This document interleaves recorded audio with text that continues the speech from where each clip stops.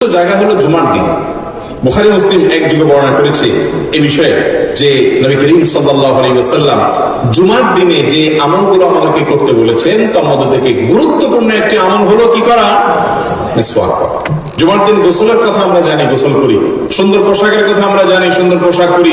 আমরা যথাসম্ভব সেজে গুজে মসজিদে যাই, অনেক কাজ করি। মিসওয়াকের আমলটা গোটা জুমা মসজিদের মধ্যে 5 জন মুসল্লি করে কিনা সন্দেহ, ঠিক না ঠিক? অথচ জুমার দিনে মসজিদে যাওয়ার আগে মিসওয়াক করার নির্দেশনা নবী করিম সাল্লাল্লাহু আলাইহি ওয়াসাল্লাম পৃথকভাবে দিয়েছেন। বুখারী মুসলিম শুধু না, অন্য হাদিসের কিতাবে এই বিষয়ে বর্ণিত আছে।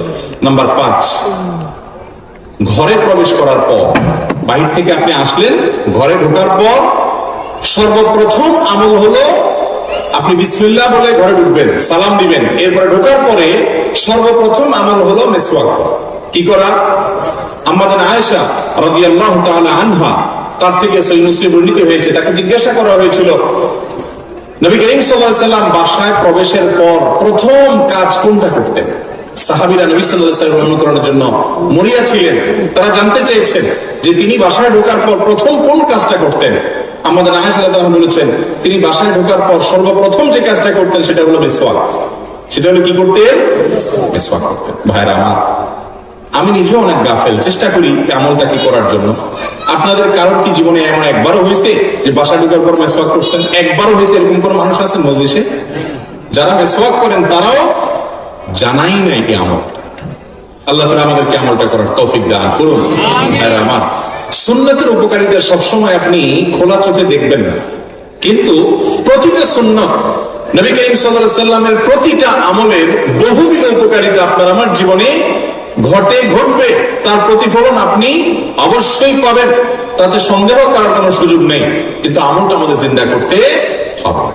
ঘরে ঘরে এখন অশান্তি, নানা রকমের বিপদ ব্যত্যয়, কিন্তু নবী সাল্লাল্লাহু আলাইহি ওয়াসাল্লাম সুন্নাত আমরা কয়জন করি?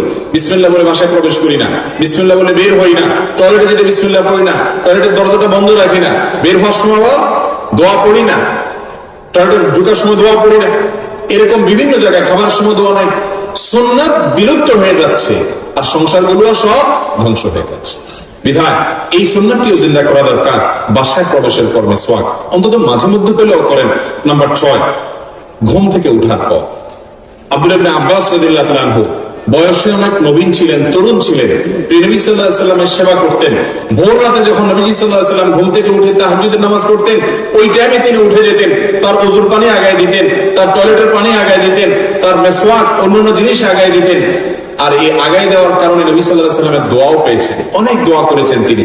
নবী করিম সাল্লাল্লাহু আলাইহি ওয়াসাল্লাম আব্দুল্লাহ ইবনে আব্বাস রাদিয়াল্লাহু তাআলা তার আপন চাচাতো ভাই, ছোট মানুষ, এরপরেও নবী সাল্লাল্লাহু আলাইহি ওয়াসাল্লামের ঘুম থেকে ওঠার সঙ্গে সঙ্গে উঠে খেদমত করা, তার এই সেবা দেখে তিনি দোয়া করে বলেছিলেন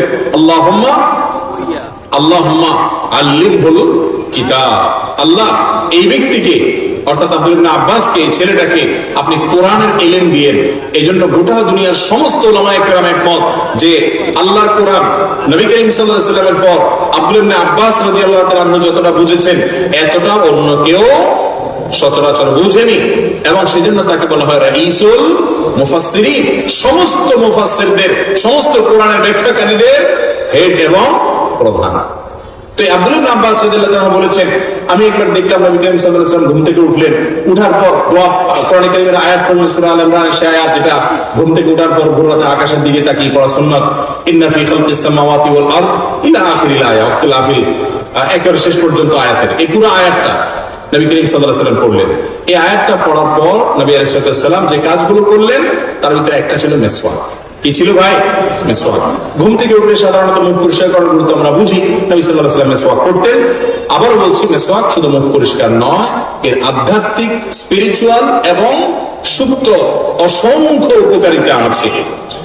মিসওয়াকের 7 নম্বর জায়গা হলো যখন মুখ ময়লা হয়ে যাবে, দাঁত পরিষ্কার হয়ে যাবে, দুর্গন্ধ হবে, তখন বিশেষভাবে মিসওয়াক করাটা গুরুত্বপূর্ণ সুন্নাহ।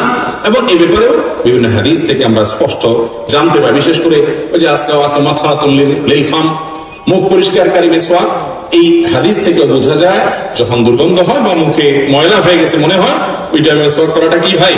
সুন্নাত।